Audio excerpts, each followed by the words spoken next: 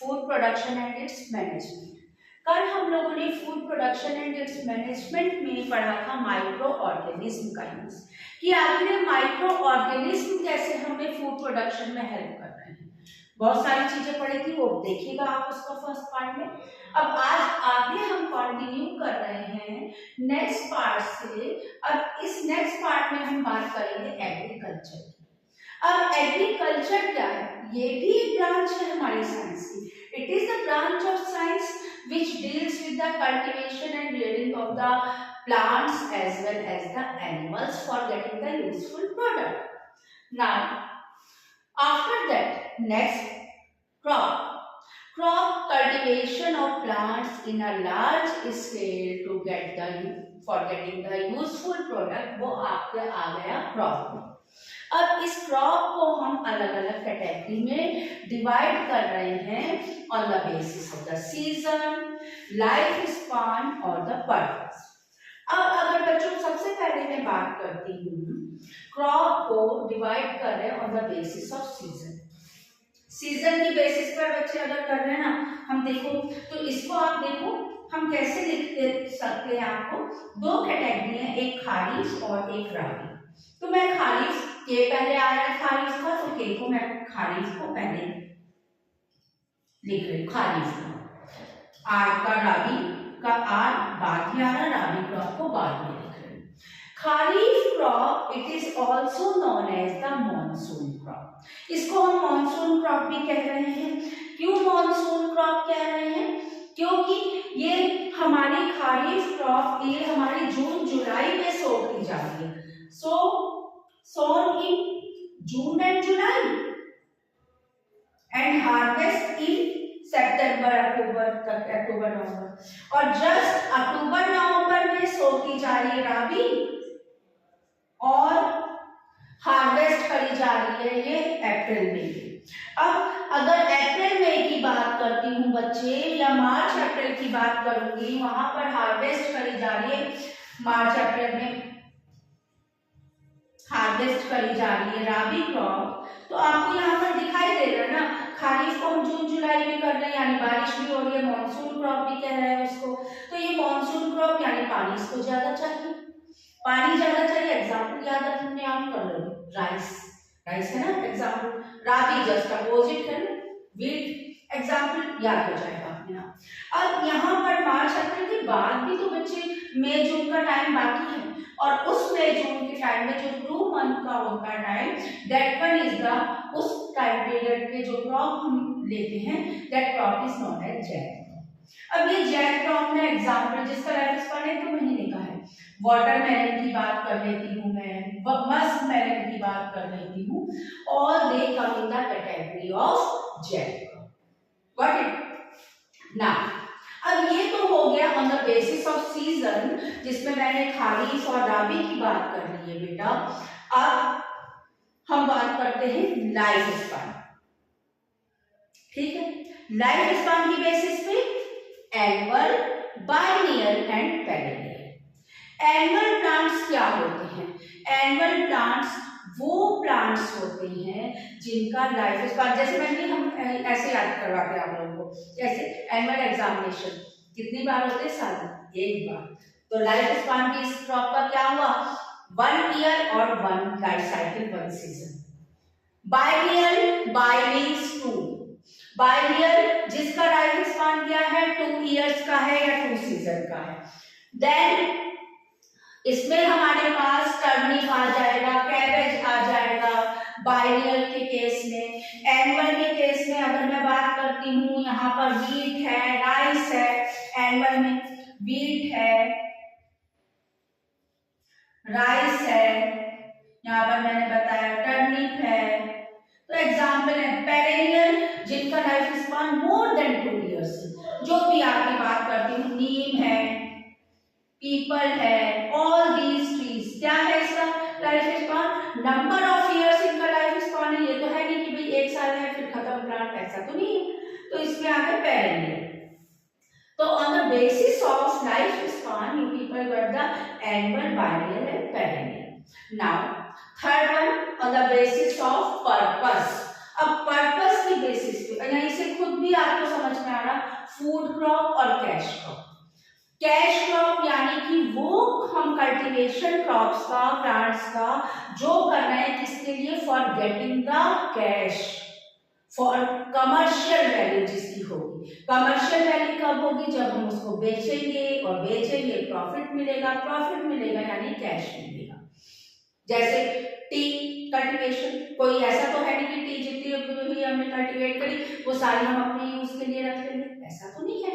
तो वो सारी जिसमें भी हम बात कर रहे हैं कमर्शियल वैल्यूज की क्रॉप्स, वो हमारी हो गई कैश क्रॉप।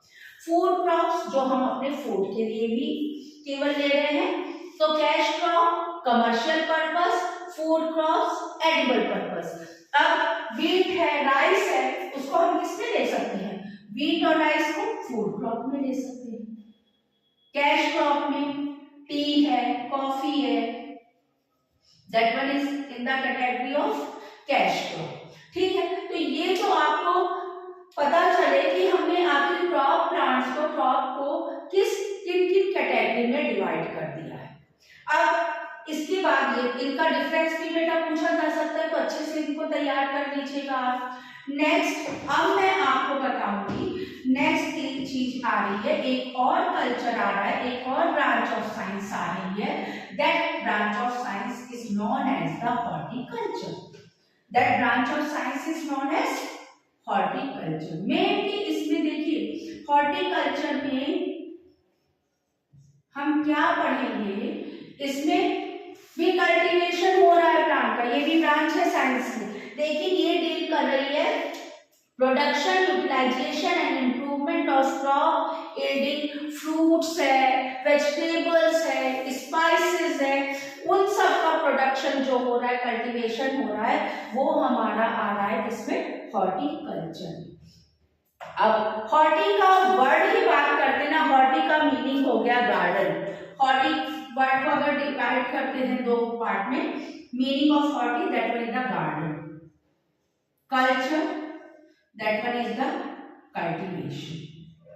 तो यानी कि फ्लावरिंग प्लांट्स हो गए, ऑर्नामेंटल प्लांट जिनको हम बात कर रहे हैं, फ्रूट्स है, वेजिटेबल, वो सारा कल्टीवेशन हॉर्टिकल्चर में आ गया।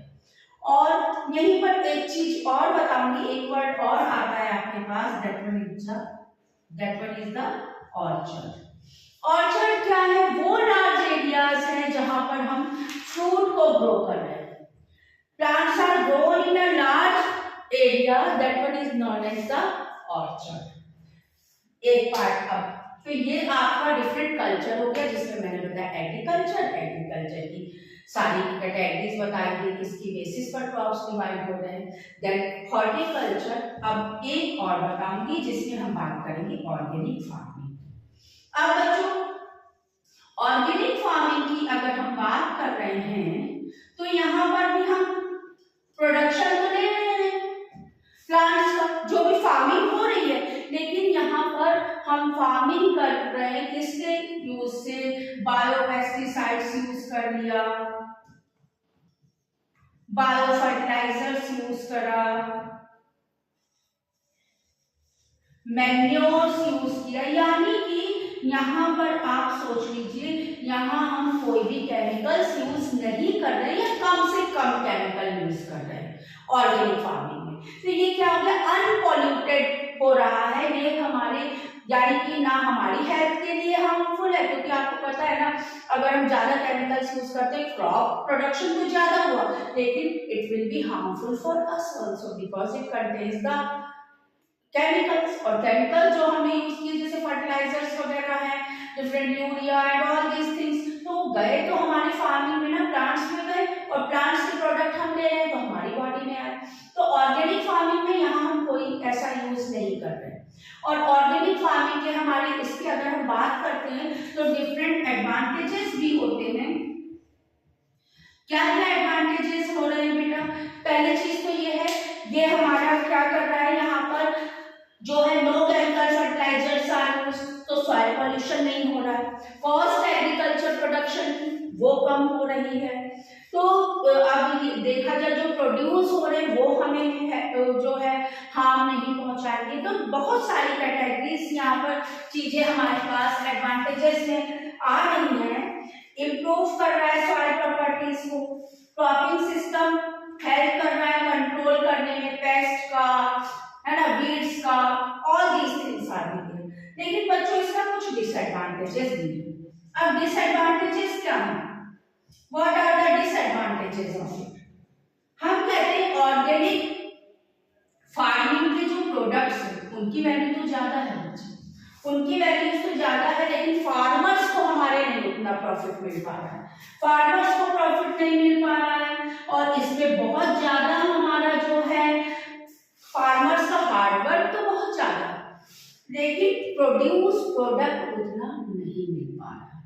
ठीक है, तो ये हमने बात कर ली है ऑर्गेनिक फार्मिंग की। देन ग्रीन रिवॉल्यूशन, एक चीज और आ रही है। ग्रीन रिवॉल्यूशन में फादर ऑफ ग्रीन रिवॉल्यूशन कहा जाता है नॉर्मन बोरलॉग। नॉर्मन बोरलॉग थे फादर ऑफ ग्रीन रिवॉल्यूशन, जिन्होंने increase the yield of the crop plant grains के प्रोडक्शन के लिए रिवॉल्यूशन लाए थे। लेकिन इंडिया के अंदर जो है रिवॉल्यूशन लेकर आए कौन? Doctor MS Swaminathan. जब ये एमएस स्वामीनाथन आए, इनको इंडिया में ही बोला जाता है फादर ऑफ ग्रीन रिवॉल्यूशन। ठीक है, अब ये जब लेकर आए तो ये लेकर आए हमारे high yielding varieties. High yielding varieties seed की आई for maximum growth of the plant, maximum grain का प्रोडक्शन करने के लिए हाई यील्डिंग वैरायटीज यहाँ पर हमारे लेकर आए कौन? एमएस स्वामीनाथन। अब यहाँ पर हमारे पास इंट्रोडक्शन हुआ new and high yielding varieties का। तो इसका नतीजा क्या हुआ? अब प्रोडक्शन ज्यादा चाहिए तो फर्टिलाइजर्स, केमिकल, पेस्टिसाइड्स, इन सब का भी यूज ज्यादा हुआ। 2 या 2 से ज्यादा क्रॉप लगाई गई एक साथ। तो ये मेनली ग्रीन रिवॉल्यूशन जो है ये ग्रेन्स का प्रोडक्शन एनहेंस करने के लिए आया। और इसमें नॉर्मन बोरलॉग को तो मैंने बताया आपको ये फादर ऑफ ग्रीन रिवॉल्यूशन थे। लेकिन इंडिया के अंदर मेनली क्या हुआ? ये रिवॉल्यूशन ये आया किसके लिए? ग्रेन प्रोडक्शन को बढ़ाने के लिए, मेनली डेवलपिंग कंट्रीज में आया था। तो हाई यील्डिंग वैरायटीज आई यानी हाइब्रिड वैरायटीज आई, तो उससे प्रोडक्शन तो बढ़ा, लेकिन किसी ना किसी तरह थोड़ा हार्म भी हुआ। फिलहाल एक बंगाल पैमाइन आया था, वहां पर हुआ क्या? बहुत लोग हमारे भूखमरी से ही मरे, यानी ग्रेन का प्रोडक्शन ही ज्यादा नहीं था, प्रोडक्शन नहीं था, फूड नहीं था। उसके बाद ही एमएस स्वामीनाथन जो है इंडिया में लेकर आए आपका ग्रीन रिवॉल्यूशन, जिसके थ्रू ग्रेन प्रोडक्शन हमारा इंक्रीज हुआ, न्यू वैरायटीज लेकर आए। ठीक है, तो that one is all for today's class. इतना काफी है। नेक्स्ट टर्म से मैं आगे बताऊंगी। ये तो प्लांट्स की बात हो गई, माइक्रो ऑर्गेनिज्म की बात हो गई। अब नेक्स्ट टर्म से जो जितने भी कल्चर हैं जो रिलेट्स कर रहे हैं, सेरिकल्चर, पिसिकल्चर, मतलब अब एनिमल हस्बेंड्री और उसका पार्ट आएगा। ठीक है, तो I think this one is all for today's class. मिलेंगे अब हम नेक्स्ट क्लास में।